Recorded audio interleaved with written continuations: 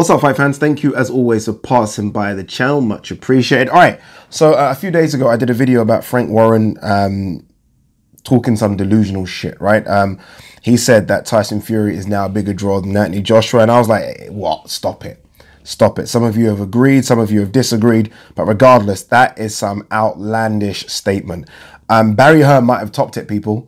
Barry Hearn might have topped it. I've got a soft spot for Barry Hearn, I have to be honest with you. So this is quite a difficult video for me to make, saying that he's chatting shit. He is, but I've got a soft spot for him because years ago, when me and Ryan had just started Box Talk, I reached out to him, randomly reached out to him by email and said, look, can I come down to your headquarters and interview you for our channel? He was like, yeah, I kid you not. He responded back in about 20 minutes saying, yeah, come down tomorrow morning.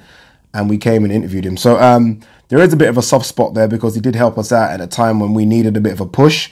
And I think that interview got something like 30, 40,000 views. So look, big respect for Barry Hearn. But nonetheless, it doesn't mean you have to chat a bit of doo-doo. So he was recently asked about Anthony Joshua's opponents, possible opponents. And he ranked them from 1 to 4 in terms of level of danger. So easiest to the hardest. And those 4 opponents we're talking about were Jarrell Miller, Dillian Whyte, Tyson Fury, and the bronze bomber Deontay Wilder. Now, straight off the bat, for me, without even thinking, if someone was to say, what are the most dangerous opponents for Anthony Joshua? There's 2 levels of danger, right? There is danger where you're going to get beat, where I think, is Anthony Joshua a favorite or not? And there's danger where I think, is he going to get hurt, right? And the one name that pops up immediately is Deontay Wilder. Deontay Wilder could put Anthony Joshua to sleep immediately, like literally immediately, like first round, boom, could happen, right? So that is my most dangerous one. So if I was to do the list, it would be Deontay Wilder number 1. It'd be Tyson Fury at number 2, because Tyson Fury, I think, could outbox him. Not hurt him, it will go 12, but it could outbox him. He's definitely not putting Anthony Joshua to sleep.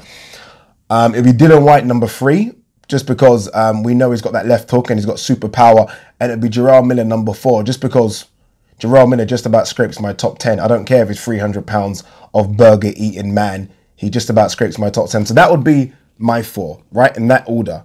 Barry Hearn sees it a bit different.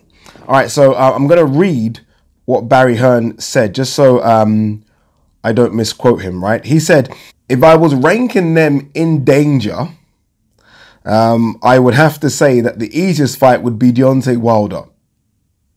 I think Jarrell Miller is an unknown fight because we don't know how good he is. He's a big lump, right? So Deontay Wilder is the easiest. Then he's got Jarrell Miller. I think Tyson Fury is tricky, but when you hit him, he does tend to fall over.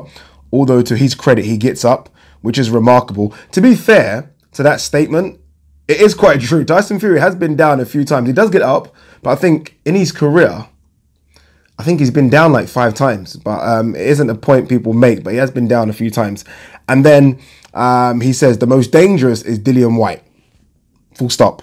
Doesn't go on to explain why Dillian Whyte somehow is the most dangerous, but the most dangerous is Dillian Whyte. So in his mind, just to clarify, he has Deontay Wilder as the easiest fight. Bear in mind, Deontay Wilder does have the best KO record of any heavyweight in the history of the sport, regardless of who he's fought. It is Jarrell Miller as the second easiest, then Tyson Fury, then Dillian Whyte.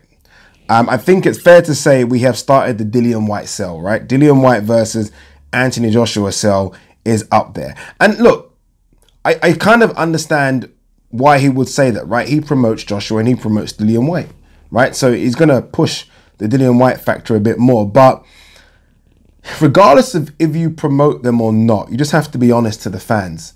And I think if you're honest to the fans, you would know that the 2 toughest fights for AJ out there in terms of danger of losing and danger of getting hurt are Tyson Fury and Deontay Wilder.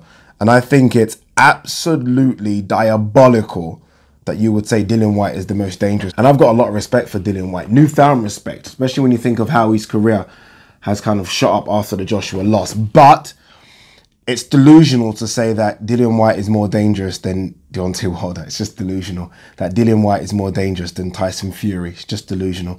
Jarrell Miller and Dillian Whyte, fair enough, we can kind of battle and forth with those 2.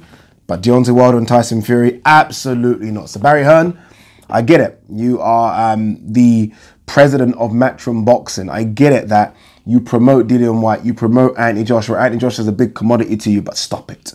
Stop it, stop it, stop it.